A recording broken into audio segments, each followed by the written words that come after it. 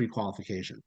So now we're going to switch gears and talk to people who are already pre-qualified or think they're pre-qualified, except that they should know that certain things expire. First of all, if you are in the system, SFS sends you what I call a you are going to expire email to all listed contacts, 30 days, 20 days, and 10 days before you expire. Here's a sample of the letter they send you. I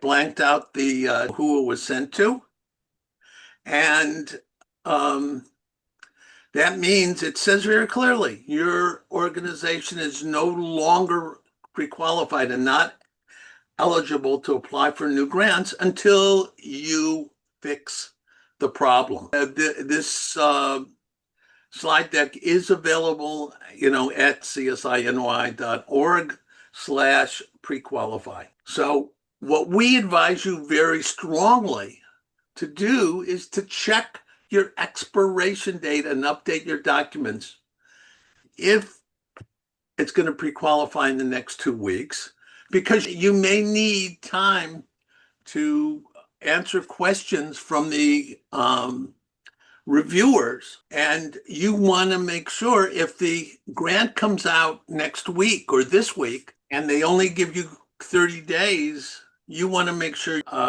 you're not sweating and not able to apply because you expired. So what you do is you go to the SFS homepage, you click on it. By the way, if you haven't used FSS for a while, it will tell you that you have to put in a new password. It'll ask for your password, and then it'll say, okay, now you have to change your password, put in a second one. So you sign in to the SFS homepage, and you click on the Grants Management State button right here. This shows the next screen. There's a pre-qualification application button. By the way, you might think, hey, I already applied. That's no good.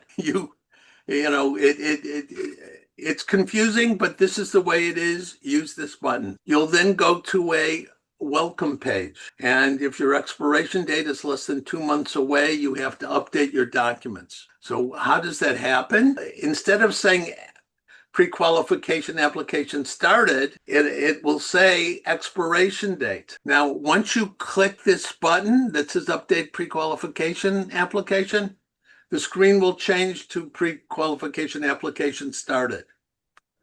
So you click update pre-qualification application and you click next. Now, Jamie's question from one of our devoted viewers was, what has to be updated? What they say has to be updated is New York State pre-qualification application has one or more items that are due to expire on whatever that date is that you get. IRS 990, audit, charities forms. Now, number 2, there are required forms. Most nonprofits must submit all of these. But houses of worship are different. They are only required to submit updated financial report. Why? Because they're not required to submit a 990. And they are not required to annually update their charities registration. We advise you to be responsive and update what needs to be done. If you want to update, for example, you have an election and new board members. If you want to put in the new board members, be our guest and update your senior board leadership list. But it's not required. This is what's required, and they're pretty straightforward as long as you follow the examples. And this has changed a little bit. Houses of worship. What you have to do is to send a financial report and a cover letter. The cover letter must refer to a meeting of the board of directors that they approved the attached QuickBooks profit and loss and balance sheet or financial report. They reviewed it and approved it, and the reports accurately reflect the financial condition of the congregation. And it should be signed by the president, the secretary, or whatever. But it has to say that it happened at such and such a date. So if your bylaws allow you to have electronic meetings, you can do it via email or phone. But this is the kind of cover letter you need. And right here, we have a link. Click here for an example of a report. It's a spreadsheet. You fill in that spreadsheet with the name of your organization, it will get through. But they want some level of detail, not a tremendous level of detail. They want to know how much you spend on utilities. You don't have to say what you spend for electric, what you spend for gas, kind of what comes together. And that's how you do it. You do the forms they require with your latest forms. If you get that letter and you don't have a new 990, you should apply. Go to the help desk and ask them a question of what to do next. That's the second part of our presentation. Now questions on this part. David, this is a question that always comes up, and people ask if the person is no longer at their organization, would they also be emailing help desk at SFS in order to get login credentials? This is a very great question, Jamie. Thank you. In SFS, when we cover how to sign in, there's a section on contacts. We always recommend that you put multiple contacts into SFS, and everyone can process prequalification, because if someone leaves, you don't want to be left in a lurch. You want to be able to sign in and continue. If the only person on the account leaves the organization, then there is a process to correct it, but it is lengthy and frustrating. Please, please, please put in multiple contacts and update it. Now, we cannot help you with or answer questions if it's access to SFS. We're not the government. We want to help, but our magic only extends so far. Are there any other questions? When your pre-qualification is about to expire, do you receive an email in regards to expiration? As we said, they send something out 30 days, 20 days, and 10 days before the expiration. So you're going to get 3 emails. Now, right. If the emails go to the contact person who left the organization, you're up a creek. We can't help you there. That's why we say put multiple people in. If the person left and is on good terms, ask them to sign in and add your name. Some people, aren't around anymore anywhere. There's nothing to do but go through a multi-step process to verify your identity. Other questions? Hi, does a congregation that doesn't require to file a financial report, do they need to submit a financial report? Yes. Any congregation must do the financial report that we described here. A financial report is required. They're going to give you $200,000. They want to know, is your congregation, does your house of worship have the capacity to handle a $200,000 construction project? So they want to see that you have records. The link in our presentation gives you an example that the head of SFS said she loves. None of this is, overly difficult, but there's a lot of moving pieces. We want to do a quick overview of the next few weeks so people can make their agenda to navigate through the pre-qual process and how they'll register for those webinars. Okay, first of all, do not hesitate. Download the forms today. Get them notarized.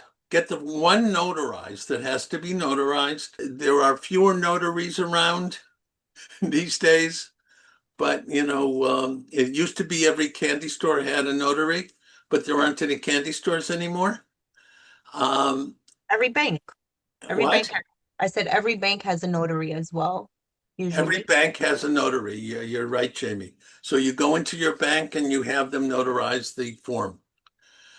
And uh, you go from there and you email it in. It's it's pretty easy. But until you get started, if you don't get started, you're never going to finish. So next week, we're going to do something that doesn't need an account. We're going to do Charities Bureau registration. The New York State Department of Law, also known as the Attorney General, has a Charities Bureau, and they require everyone to register. Again, we'll go through this in the future, but if you're registered as a house of worship, it's a fairly easy process, name, rank, and serial number, so to speak. If you're another kind of nonprofit, it's a little bit more intensive. There are more questions. We will go through all those questions next week. So that's next week. In 2 weeks, we hope that you're able to have your account and password and get into SFS. We're going to go through how to get into SFS, how to create what are called roles, because you have to give yourself permission to do pre-qualification. And so you can have multiple roles, and we'll go through that. And then we will start, how to navigate around SFS. That's in 2 weeks. And we'll go over what the required documents are in detail. And finally, there's a whole section on questions that really question and kind of point you toward best practices in nonprofit finance and governance. So, little things just as the shape of things to come. For example, do you have different people handling your revenue? For example, your contributions or membership fees, and is there someone different who then signs the checks? They want two different people, so there's a check and the balance. And what they want is the answer of yes on a checkbox. You check that off, and then there are a whole list of questions. Has anyone been convicted of a crime?